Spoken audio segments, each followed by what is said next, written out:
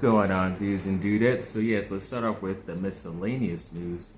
So yes, there was a lot of, rumors going around that since yesterday was the 30th anniversary of Blink-182 starting, that Tom DeLonge would be coming back. He kept posting on social media and tagging Blink-182 and putting up newer, or actually older pictures of them all together.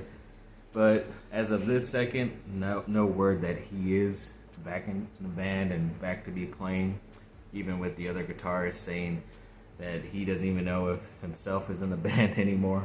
But they did release, like how I mentioned, that they were teasing a Funko Pop, and I was correct that it was from the What's My Age Again music video where they're playing naked. And I think, as of memory, I think this is the first Funko Pops that are nude, at least from the back area, which is pretty funny, pretty cool thing to get and collect. Maybe someone could get it for me.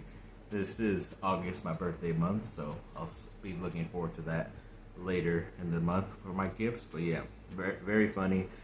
Sucks that he hasn't been officially said he's in the band, but like I said, he's too busy. That's why he left Blink-182 in the first place, and I don't think it's going to happen anytime soon unless he just needs a quick, run of a couple shows to get some more money, because they're pretty sure they would make a lot of money. But overall, I don't think it's going to happen permanently as of yet.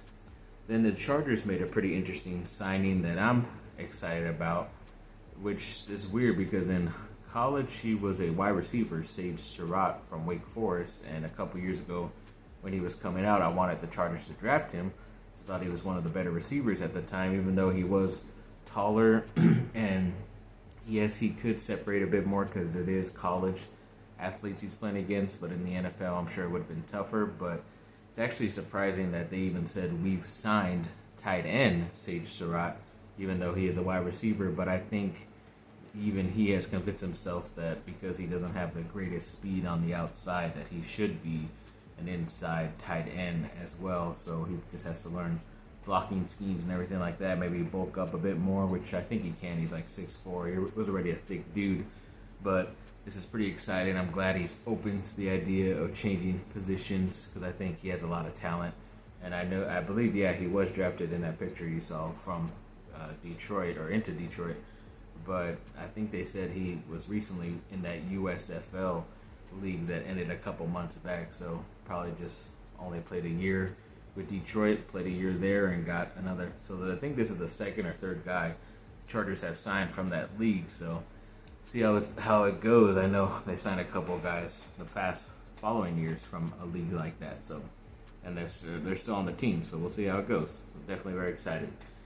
Then 4-star defensive end Braylon Shelby, who I've mentioned before, that I was hoping that he would get to USC and commit, and apparently he is down to his two teams of USC and Texas.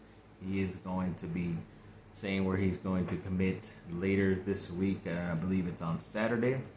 So definitely looking forward to that. It's a 50-50 shot, and hopefully USC does get a very talented 4-star defensive end. You just never know. But yes, this will be a big get for USC if they do end up getting him.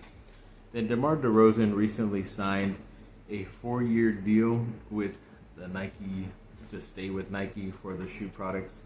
It's pretty cool because he's also still going to be the face of the Nike Kobe shoe line, which is awesome because he was obviously a mentor and someone he looked up to, especially because he was playing from in LA and Compton, went to USC for 1 year. So yeah, sad that we weren't able to get him on the Lakers, but stupid Rob Pelinka wanted Westbrook, or whoever wanted Westbrook. I don't know who did. It's either Pelinka or LeBron James screwed that up. But yeah, good luck to DeMar DeRozan. Really good guy. Then apparently USC, the college, is one of the top places out there, one of the top schools, and when it comes to marketability. So in order to make up what marketability is, in this case, they go by the success of the athletic department, which they're pretty good at. A lot of wins there. The city population, which is probably why they're number one, because if they consider LA County reaches like miles and miles. It's not just literally the one city of Los Angeles, so maybe that's why they helped them push them to number one. But there are a lot of people in Los Angeles anyway. And then it also has to do with your social media followers. It's kind of okay, and then the academic pedigree, which obviously USC is known for, but I guess the social media, just because you're able to get more eyes on you and people to follow you, and then once you be able to make money, be able to sell stuff to those people, I guess, get more eyes on it. But yeah, overall, it does say USC is number one. It's pretty cool, but still, a lot of these guys are picking other schools because they are offering them more money as of right now instead of down the line what USC can do for them in the future. So we'll see how it goes, but at least they're winning this battle off the field as of right now. Then according to this betting odds website or something, when it was on Twitter, apparently the LA Lakers have the 6th best odds to win the championship, even though a lot of people didn't even consider them to be a team to barely make the play-in, which means you have to be the top 16 or so some odd teams in the playoffs, which is pretty crazy. But I think it's more betting wise because they maybe assume that the Lakers are going to make a big trade at some point to be able to get a really good guy to help them out and make them more of a championship contender. So maybe the betting odds know something that the public doesn't, but overall, I guess they also don't want to lose money too if they put the Lakers down really low to begin the betting odds and then they end up winning or going far and you owe people a bunch of money. So Lakers are always going to be some type of top favorite somewhere. So we'll see. Then Duke's backup point guard Jalen Blakes was recently named to a East Coast something. It was like a Team USA, East Coast roster that's going overseas in Europe to pretty much play like the same. It's like an anniversary thing that happened for the Dream Team. So they're going to be playing a lot of those same teams that they played there as well. And he was recently added. So not a lot of good players are going, and especially with tension rising, with other worldly stuff happening in this world. I don't even know if this is really going to happen, but recently watching some scrimmages of Duke's practice the past couple weeks that they put it on YouTube, he's been one of the bright spots coming off the bench. It looks like he's running with the second team, which he should because there's too much talent on the first team, but he's definitely going to be a star, whether they're playing for Team USA or at Duke as well, coming off the bench, in my opinion. So he will be behind Jeremy Roach. Then assistant coach for the Lakers, Phil Handy, recently said that if Kyrie Irving was, his height was around 6'6", like Kobe Bryant, you'd always be looking at a spinning mirror image of Kobe. I guess just because he knows him personally and how he takes seriousness basketball and the type of mentality he has towards basketball and life as well. Probably mirrors a lot of what Kobe did. So yeah, I guess you could say that because you're always going to be compared size-wise, because even if somebody was like Kobe and they're like 5'10", they're not going to be, compared to Kobe just because they're not similar. It's going to be compared to someone else smaller or something like that. So yeah, it's a lot of high praise for Kyrie Irving. Maybe it's Phil Handy's way to try to get him still on the Lakers or be able to still make him happy to want to come to LA or something like that. But overall, still waiting on the Kyrie Irving situation, but we'll see how that goes. Still waiting. And then Jeannie Buss, the owner of the Lakers, apparently her Twitter was hacked the other day, so a lot of people are wondering like, oh, why is she trying to sell PS5s and all this other stuff online or on Twitter? And apparently it was hacked, so it's just kind of funny to see that news story pop up for someone who has so much money because she owns a franchise or part owner of a franchise and has to do that. I didn't even hear about it until after this. They said it was hacked, so it was pretty funny either way hearing about it. But overall, yes, there's nothing wrong with her Twitter, I guess. And then another story came out earlier in the week, or maybe even last week, that the Lakers would be interested in their ex-draft pick Julius Randle from New York if New York was able to get a trade done with the Jazz for Donovan Mitchell to go up and play there with the Knicks. So it's kind of weird.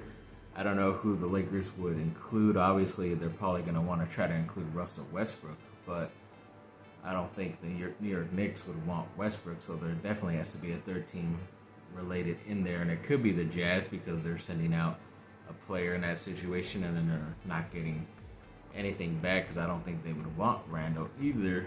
But, you know, I kind of, unless they just really want to be bad and get off of contracts, because that's what they have been doing pretty much. And if they took on Westbrook, you know, you'd only have him for a year rental. And then Randall is a little bit more difficult because he's around 20 to 25 million a year, but his new contract starts this season coming up, so it's a 4-year deal.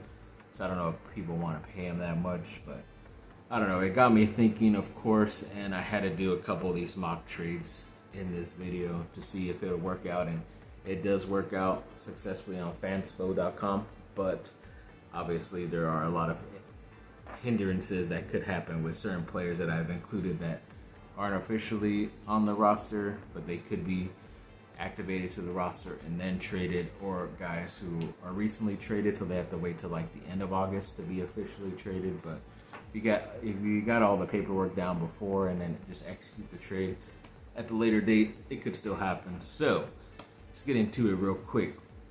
In these scenarios, the first one is the New York Knicks would get Donovan Mitchell, which is what they want, and then we involve the Brooklyn Nets, and they would get Mike Conley from Utah, and they would also get Evan Fournier as well from the New York Knicks. Then the Utah Jazz will get Russell Westbrook and Julius Randle. So I'm pretty sure the Lakers have to send those future first-round picks, but they are going to do it because either way they get a good pick anyways. So they'll get Patrick Beverley, who was recently traded to Utah, who I think could be a pretty secretly good player for the Lakers if he's finally playing with LeBron James instead of playing against him. They have a lot of respect for each other, but for some reason he's always been a thorn in the side of the Lakers, so I just would prefer him to be on the bench or something in that capacity instead of playing against him. Lakers also get Kyrie Irving, which is the big get, and they also get Cam Reddish from the New York Knicks, so they can take on Mitchell's salary. But overall, I think the Knicks and Lakers win this more than the Nets and Jazz. I think the Nets only trade Kyrie if KD is traded as well, so you never know if that's going to happen. I know there was something, remember I mentioned that KD could be going to Boston, but that never went to anything, so I'm definitely glad about that. But this is the best case scenario for the Lakers. I kind of went with another route in the next mock trade to try to get them some good players, but not to be like, oh yes, they won this trade overall greatly. So this is actually going to be a 4-team deal where the Lakers get Mike Conley Jr. from the Utah Jazz. They get Gary Trent Jr. from the Toronto Raptors. And they also get Cam Reddish from the New York Knicks. So they get some of these guys they've been trying to target for a while now, which is a pretty good lineup in my opinion. The New York Knicks get Donovan Mitchell and Rudy Gay from the Utah Jazz. Then the Utah Jazz still get Russell Westbrook, Julius Randle, and they also take on a contract from Toronto and Lucas Nogueira, who is a guy who I think they have to, it's one of those guys where they have to say, yes, he's on the roster, sign up to like a cheap deal, and then he's getting traded right away, most likely going to be let go by Utah anyways. And the Raptors get Talen Horton-Tucker. I've added them in because needed to get more off of the Lakers' books, and it benefited more to be able to give them a player they've been trying to get for a while, and then also using one of their players that they aren't going to be really using in a trade to add up the money somewhere else instead of putting more money from another player involved that they probably would not want to give up. And of course, the Lakers lose at least one of the future draft picks. They could lose both, but it just depends on how many picks they get from the New York Knicks, in my opinion. They probably could still give up the first round pick and a couple of second round picks as well, and this deal will still be okay. So overall, that's just how I see it. Most likely it's not going to happen, but according to fanspo.com, it was a success. So that's all that matters. So yes, thanks for watching, people. Like, subscribe, comment down below. Let me know what y'all think. Have a great rest of your day. Bye.